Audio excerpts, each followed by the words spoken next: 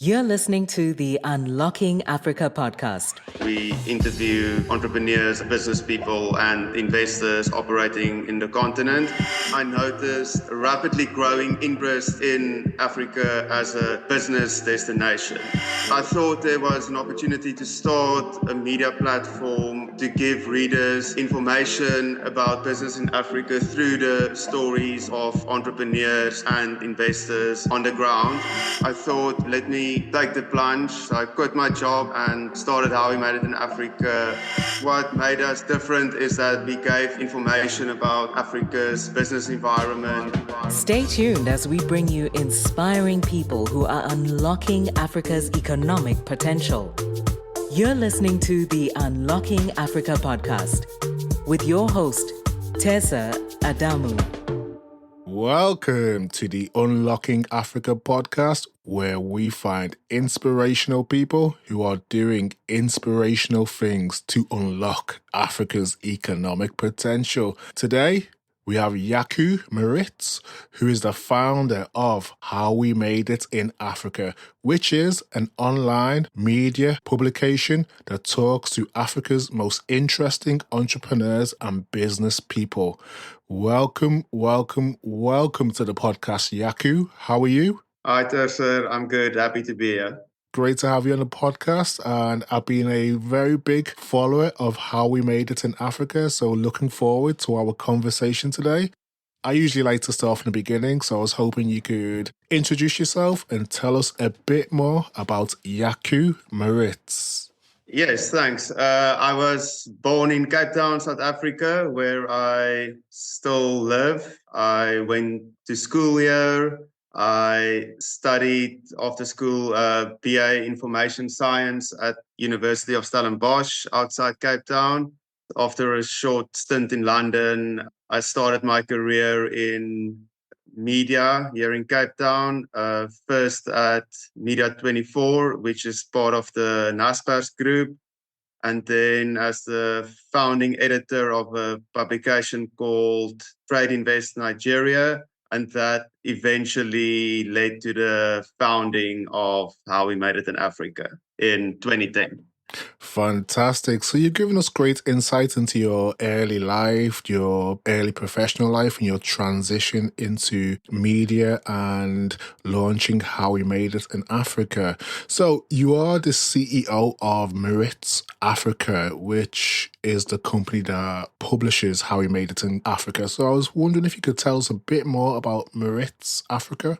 Yes. So like I said, I'm the founder of How We Made It in Africa, which is the first publication that we started with. And it is basically, like you explained, an online platform or magazine, if you want, which provides information on business in Africa. We interview entrepreneurs and business people and investors operating in the continent. And then in addition, our company is also a shareholder in Africa Private Equity News, which is an app-based platform providing news about the continent's private equity industry. And then in addition to that, we are also a shareholder in a PR company called SVW Communications. But I would say How We Made It in Africa is our main business, if I can put it that way.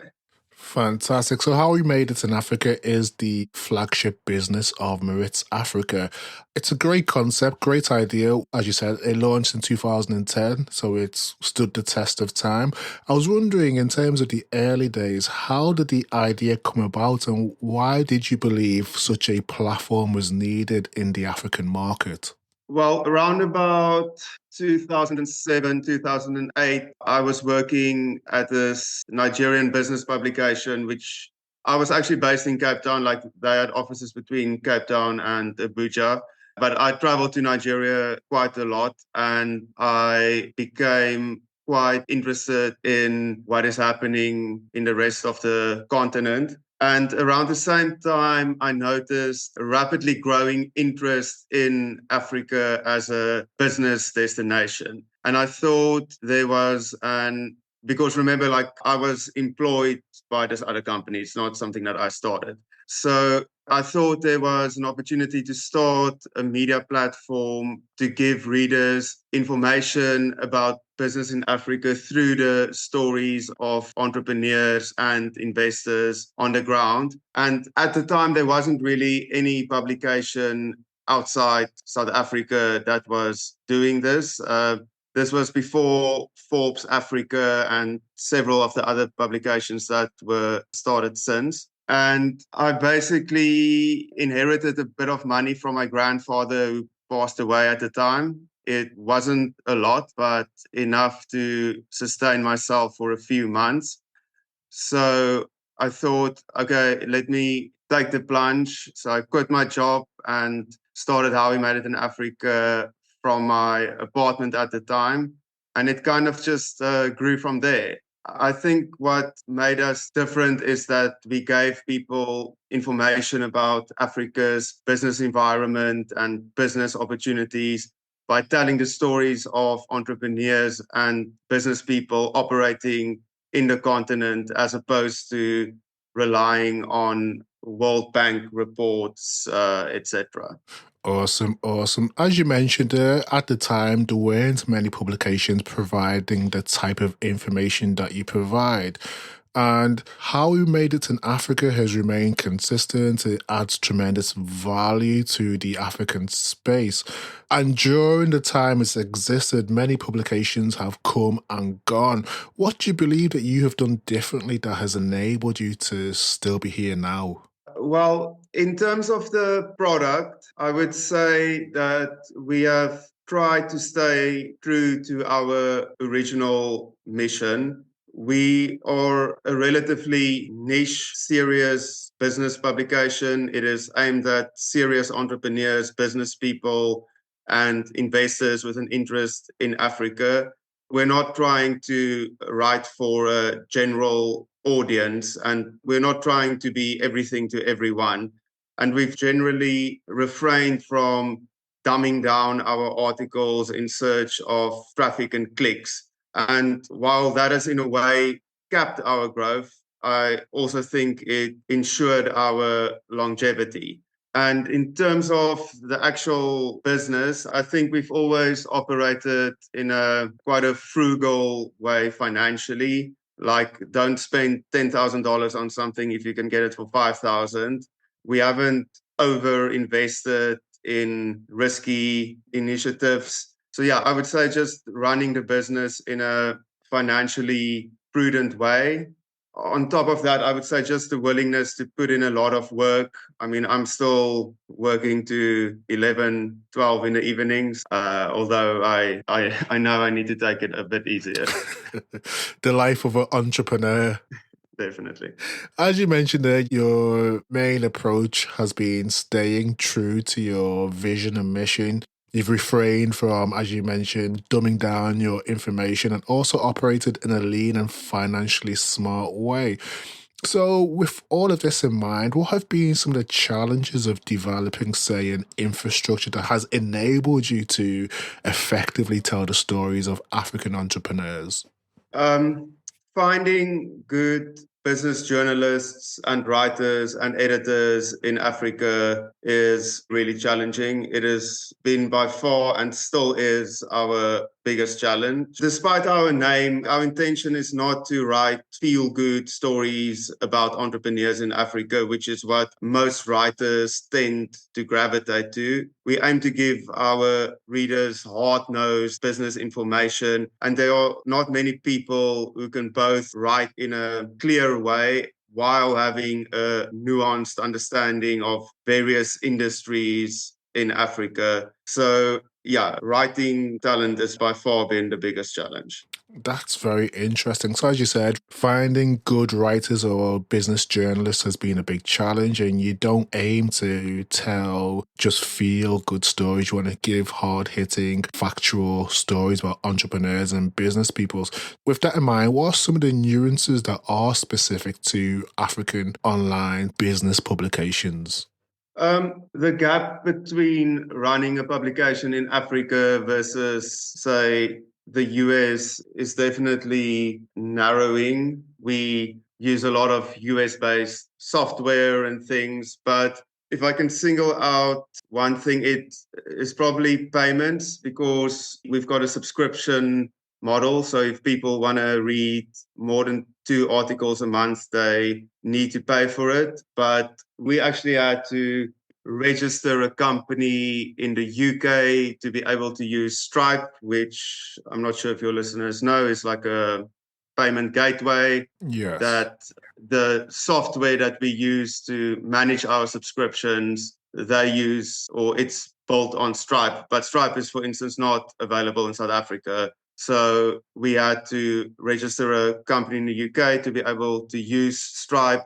What we find is in many African countries, especially lately, there's a massive shortage of US dollars. So banks typically only allow people to swipe for X amount every day. So we often get failed payments due to people like exceeding their limit. There's also like in Kenya, where M-Pesa is by far the dominant payment platform. For those listeners that don't know, it's a mobile money platform. And while that is great, like it's really an issue if you charge people with credit cards, because most people don't have credit cards. They just have M-Pesa. And like I know some of the credit card companies have a type of an integration with M-Pesa, but most people are not signed up for that.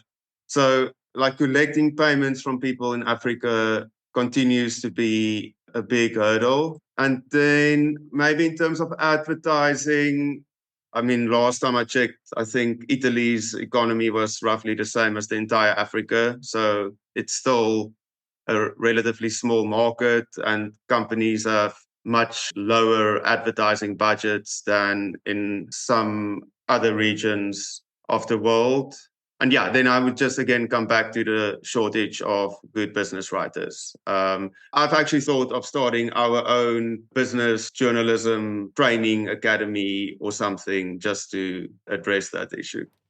You raised some quite interesting points there in terms of the difficulty in collecting payments and advertising in Africa. So, would you say it's considerably more difficult to, say, monetize an online publication in Africa? If so, is this starting to change, or is it still as difficult as it was 10 years ago? That's an interesting question. So, okay, if you just take advertising budgets on its own, so there's less money here, but because of that, there's probably also less publications. Because if there was more money going around, like more people probably would have started something similar. Like that dynamic makes it a bit difficult for me to say. I think the world of media is definitely gravitating towards specialization, creating niche audiences and monetizing that. I think like advertisers are fine if you've got, like, say, you've got a construction focused publication, like they are fine if you only have 10,000 people, because 10,000 people is almost like the entire construction industry in certain countries, for instance. Yes. So I definitely think it's gravitating towards more specialized niche publications rather than just sort of very general type of business publications. Okay, no, that's a great point. As you mentioned, advertisers are gravitating to more niche publications. So I guess one of the things I love that you guys do, allowing the entrepreneurs to clearly detail their journey, the lessons learned, the business trends. If we look deeper into this, what do you believe is the importance of allowing Africans to tell their own story? I think the value for our readers in that is that they get first-hand business information from entrepreneurs and investors on the ground. So it is not someone sitting in Geneva or Washington writing a report about business in Africa, but it is someone operating on the continent talking about his or her experiences. Awesome, awesome, awesome. With How We Made It in Africa, you don't just have the online publication, you've also released a book, which I've read and I thoroughly enjoyed. For people who are listening who haven't read the book, I would highly recommend it. It's a book that details the inspiring stories of 25 African entrepreneurs. So I was wondering, what was the reason for publishing the book in addition to the online platform? Yeah, the original idea behind the book was actually to take our existing articles on how we made it in Africa and put it in a book form as an additional revenue stream. Because, some people just like to consume information in a book format as opposed to reading like various online articles. And it was also sort of something similar to, how newspaper columnists would publish their weekly columns in a book format that would sort of come out at Christmas. So that was the original idea. And then as we started working on it, we realized that articles, sort of website articles, don't translate as well in a book format. They need to be longer. The writing style needs to be different. And at the same time, we've got some sponsors involved with the book. And I kind of realized that this was supposed to be a very easy project. But then I realized that this is something with my name on it that's going to be on Amazon forever. And it needs to be something I can associate myself with. So we completely rethought the whole thing. And because we already had sponsors for the project now, we couldn't really pull out. Yeah, we started writing all the stories from scratch. So it actually became much bigger than what we originally intended. Thank you for that, Yaku. So you detailed the original idea behind the book and how the idea evolved and why. So I guess this was potentially driven with the target consumer in mind or the target reader in mind. So I was wondering, what type of person was the book intended for? I would say generally people interested in business in Africa. Before we launched it, we actually did a survey where we said our upcoming book and we listed sort of a few angles for the book. And the majority of people selected, I can't remember what the exact wording was, but basically telling the story, like how these entrepreneurs built their businesses. So we settled on that. But the book is also not exclusively aimed at hardcore business people. It is for anyone who wants to make the most of their limited time on earth, for those who want to see their dreams and ambitions become a reality. One of the entrepreneurs featured in the book defined success as simply accomplishing what you really want to achieve. So I think the book is intended for anyone who finds that appealing.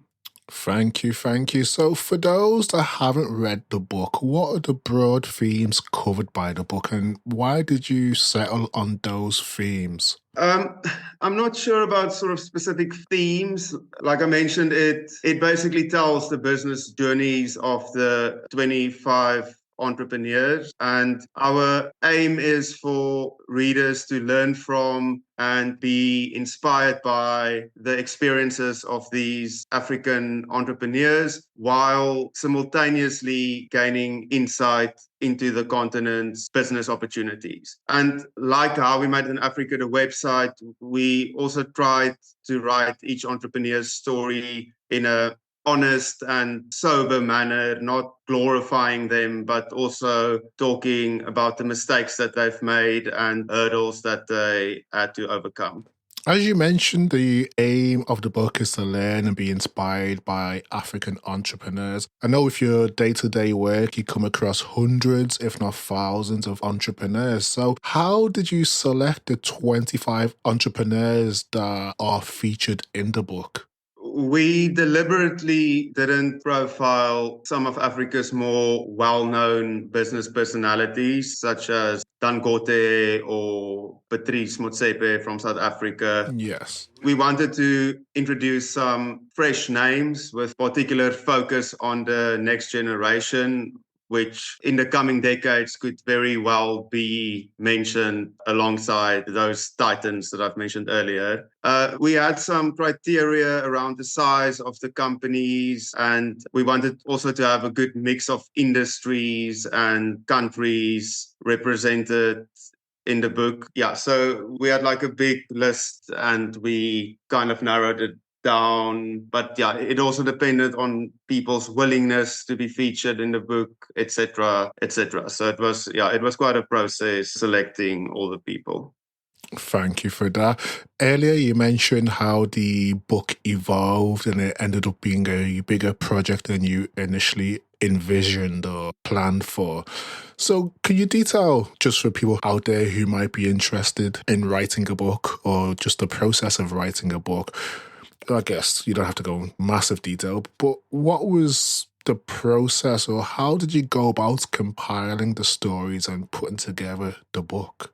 Well, much in the same way as our normal articles for How We Made It in Africa. So for the book, I personally wrote a few stories, but the majority of them were written by other journalists. So yeah, the process is basically we've identified the people that we want to profile in the book. We contact them, explain the project. If they say yes, we would do an interview with them, and then the writer would go back and write that chapter. And then after that, there's quite a lengthy editing process. We've worked with quite a few editors. And yeah, then when all was finished, we published the book. What's maybe interesting is like our company published the book ourselves. So we Oh, didn't wow. work with any established book publishing company. We manage the printing and distribution of the book itself. And yeah, if you just look at at the end of the day, we're running a business here. So if you just look at the numbers, it just makes a lot more sense to work that way, because if you work through a publisher, what you get as an author is basically nothing. What definitely helped is because we had the How We Made It in Africa platform. So it was easier for us to, after the book has been written, to then promote it, which some aspiring authors might not have. But yeah, that's how we did it. Awesome, awesome. So you've detailed how you went about compiling the stories and the book and identifying and writing about entrepreneurs. I believe that you guys do a fantastic job in empowering African entrepreneurs and business people. As I mentioned earlier, you probably come in contact with hundreds, if not thousands, of entrepreneurs.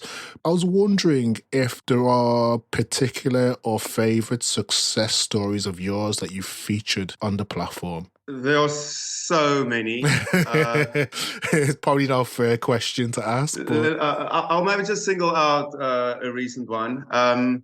Like I personally actually wrote a story on pineapple juice company in Togo recently. So what they do is they buy pineapples from smallholder farmers and then they process it into juice and export it in bulk to juice companies in Europe, who then from their side bottle it like for different supermarkets and brands. So what I liked about this company is like they don't have to deal with the hassle of, because promoting a consumer brand like a new juice brand is a super expensive and difficult process, and you're up against various competitors. I just love the simplicity of their model: buying the pineapples, processing it, shipping it in bulk, and that's basically it. And at the end of November, I visited the factory. I interviewed the farmers, and I just love sort of going to like a country like Togo, which is, I don't think, really on the radar of that many people.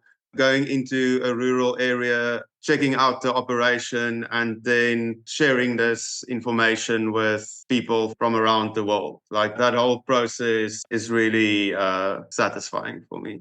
Fantastic. Thank you for sharing that. You mentioned that you visited the pineapple factory in Togo. So I guess an idea or just a thought that came to mind is that do you get much time to travel and visit some of the entrepreneurs that you've featured or are about to feature? It depends. I mean, we wouldn't travel just to interview one entrepreneur.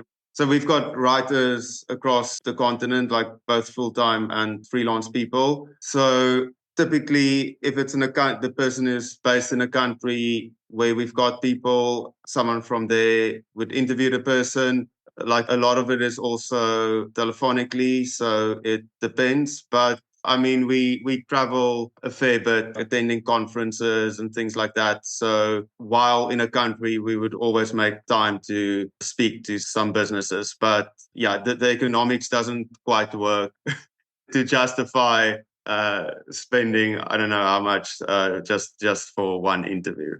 I understand. As you mentioned earlier on in the operation, one thing that's enabled you guys to stand the test of time is the fact that you are quite smart in terms of how you operate. You're financially frugal. So, with that in mind, what I was wondering is in terms of the amount of stories that you come across and what you publish and the information that you gather, whether that's online or offline, attending conferences or networking and meeting people. From your perspective, which African markets are you seeing the largest numbers of, say, active entrepreneurs and business people? Um, I would say it's kind of the usual suspects: South Africa, Kenya, Nigeria, Ghana, Egypt, Morocco. I would maybe throw in there Uganda and Ivory Coast as well. I think Uganda is actually a bit of a very underreported country because there's quite a lot of business activity happening there, and you don't sort of see that reflected in the general coverage of the country. Interesting. And they do have a very, very smart fiscal policy at the moment, which has weathered a lot of the challenges that other African markets are seeing with regards to inflation, depreciation of currency, and foreign exchange reserves as well. So you mentioned that the usual markets are seeing a lot of the activities: Nigeria, South Africa, Kenya, Egypt. So, outside of the obvious markets, I know you've mentioned Uganda, which markets are you starting to see an emergence or an exciting crop or growth of entrepreneurial and business activity?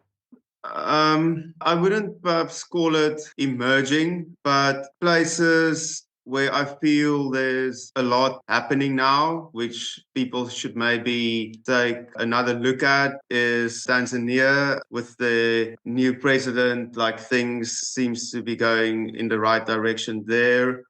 Ethiopia, like it's just such a big country, and it's in a way, I would actually say Ethiopia is the biggest opportunity in Africa just because it's got so many people, and like compared to other countries, it's so relatively undeveloped. Like you can start businesses and things there which you can't do in Nigeria or many other places.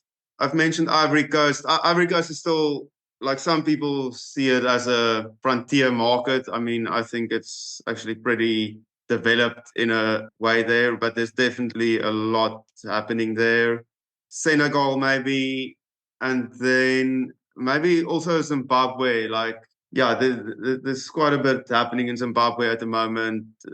Despite all the challenges there, many businesses and entrepreneurs still seem to be able to thrive and operate there. I agree. You've actually highlighted some very key markets and markets that have significant potential. So thank you for sharing that, Yaku. One thing which I'm quite curious about is you've been fully embedded in the Africa business space since 2010, since you launched How We Made It in Africa. So, what are some of the key things that you've taken away or learned about doing business in Africa since you launched the platform and have interacted with hundreds of thousands of entrepreneurs? Yeah, it's a difficult question because a lot of the things, it becomes so part of you that Yes. you that you kind of forget that you know it. Maybe just sort of some points. I think business in many African countries remains more relationship based than purely transactional. People do business with people they know, and I think it's a bit different in the Western world. Yes. Another sort of niche but interesting thing is just how much business activity takes place purely on WhatsApp. I mean, we've had so many people that would reach out to us to advertise on How We Met in Africa, and everything would be done via WhatsApp. Like there would be no email exchange. Like they would reach out to us, like ask how much it costs, what did they get, bargain it down to 30% less, post the invoice on WhatsApp, and then they pay, which is quite interesting for me. Another thing that whenever I'm in a French-speaking African country is just that language is actually a thing that business people and investors need to keep in mind. A place like Ivory Coast, I mean, there's no way you can operate there if you can't speak French. And a lot of the French countries are actually like that. Similarly, a place like Tanzania, which I mentioned earlier, like most people speak Swahili or other Yes. smaller languages. It's people sometimes assume, yes, in the circles that I'm going to operate in, people will be able to speak good English, but that is often not the case. So that's maybe something to keep in mind. And there's often a lot more commercial activity happening in these countries than people might think. For instance, in a place like Equatorial Guinea, you would visit a company, and when you arrive at the taxi drops you at the address, there would be no signage or anything outside. It would look like a residential building, maybe even one that you wouldn't really want to go into. But then when you enter, there's like 30 professional people inside doing computer-based work. Yes. That's maybe something. And then, yeah, I think in general, despite Africa rapidly catching up with the rest of the world, I think if you do like a business trip to some country, like you definitely need to have a bit of a sense of adventure and be patient because unexpected things often happen. You've shared some extremely key points there, some points which, even in my day job, working with clients, stuff that I try and reiterate to them, such as business in Africa is very relationship based, the power of WhatsApp when doing business as well. You know, in a lot of African countries, we don't have very much a email communication culture. A lot of conversation is done through WhatsApp, and also understanding the local context with regards to language and just general culture, the difference between francophone and anglophone African countries, and also the context with regards to Swahili speaking regions as well within Africa. So yeah, thank you for sharing that. That was fantastic. So I guess we've looked at some of the lessons learned, which is quite significant in terms of the current. So if we look at the current trends with regards to, I guess, Africa's online publication space, what current trends are you seeing that you're currently excited about?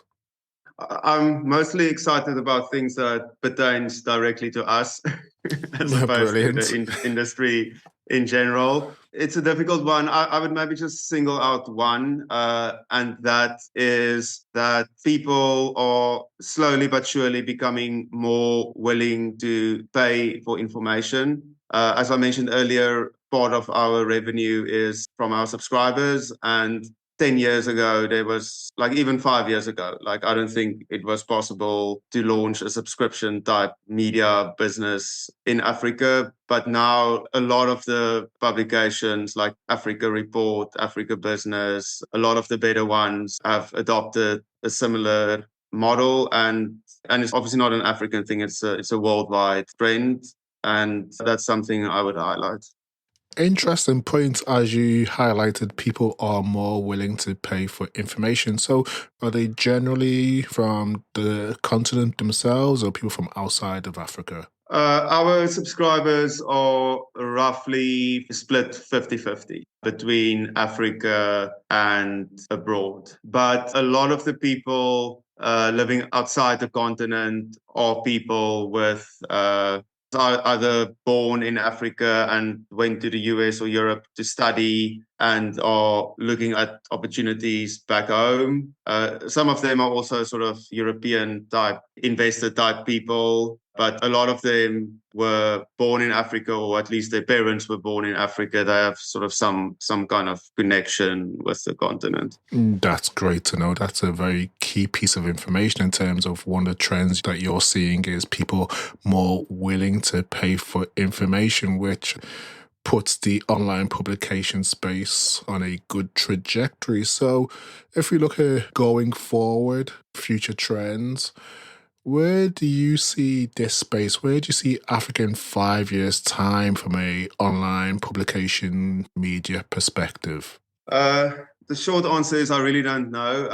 The media industry is constantly in flux. There's always new things and people jumping onto this, and you need to be on the new TikTok or the new that. Yeah, very true. But yeah, I mean, from my perspective, I'm just trying to keep my head down and focus on providing our readers what they want. So what we do is we try and speak to most of our subscribers or those that are willing to speak to us. And we ask them what type of information they want, what they're interested in, and we sort of build these reader profiles. So by doing that, it makes it a lot easier to say, okay, this is what the vast majority of our readers want. Let's just give them that or ensure that we're giving them that. I'm not saying we're not even considering new things.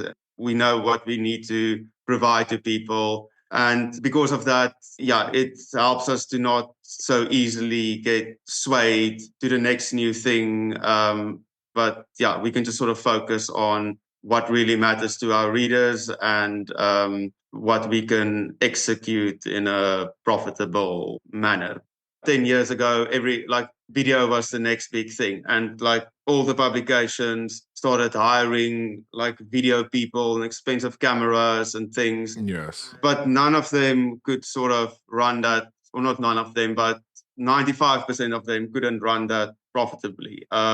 So it doesn't help you go down that route, and then the next thing comes up, and then you spend a lot of resources on investing in this new thing that you need to have because it's the future of media. Because what happens is everyone then goes this. Yeah. No offense, but like sort of the same with podcasting in a way.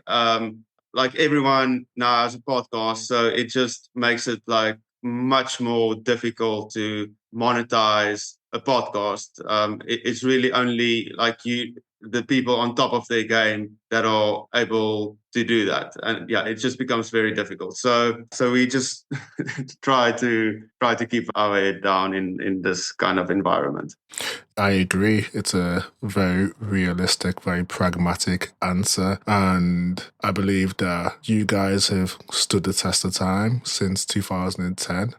You're still doing some refreshing, very specific, very niche work in terms of the content that you provide. So just keep on doing what you're doing and you'll be here in 5 more years. And I guess with that in mind, where do you see yourself in 5 years' time? Will you be venturing into other pieces of work? Will you be still solely focused on the media publishing space? Yeah, I plan to be still involved with this business. As a company, we are currently looking at acquiring stakes in smaller industry-specific media businesses, which we can potentially integrate into how we manage in Africa. We are also considering maybe approaching outside shareholders or investors, which could be either large media company or maybe a venture capital firm that specializes in media that can help us to take this business to the next level. So yeah, those are the kind of things that we are thinking about. Quote of the week.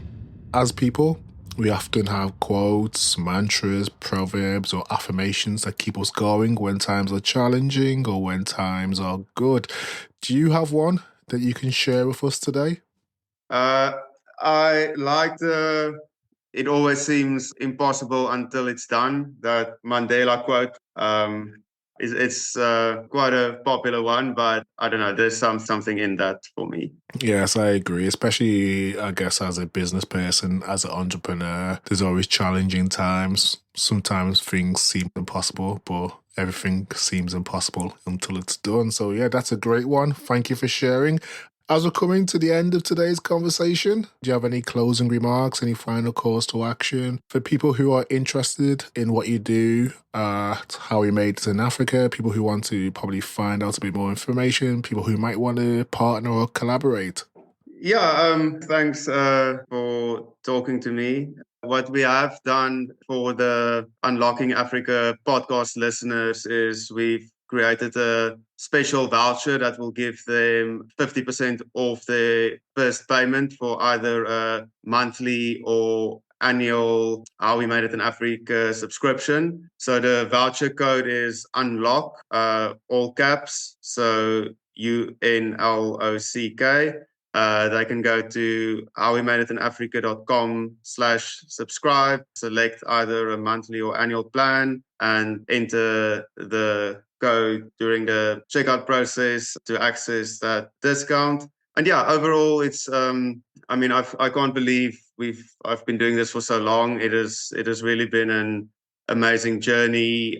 I've seen so much of Africa and the world through this website that I started from my apartment like many years ago. And yeah, I'm just grateful for everyone from staff to freelancers and everyone else who have supported How We Made It in Africa. And to you too for talking to me. Thank you very much. Fantastic. Thank you, Jaco. And with regards to the discounts, what I will do is I'll put more details in the show notes of the podcast. So when people listen to the podcast, it's available and they can just quickly click on to access that discount that has been kindly given to us by Jaco. But yeah, fantastic conversation. It's a conversation that I've really looked forward to because I've consumed your content for at least 10 years. I've been a big follower of How We Made It in Africa. In terms of my early days of getting involved in the Africa business space, there weren't many online publications that were consistent and had very detailed factual information for people who are interested in the space. So yeah, I'm confident that your story and the insight you've shared today will inspire other people who are interested or considering making that step into doing business in Africa. So thank you for your time today, Jaco. Thank you for having me. And we will speak soon. Enjoy the rest of your day. Thank you so much. You too. Okay, bye-bye. Thank you to everyone who has listened and stayed tuned to the podcast. If you've enjoyed this episode, please subscribe, share, or tell a friend about it. You can also rate, review us in Apple Podcasts or wherever you download your podcast. Thank you and see you next week for the Unlocking Africa podcast.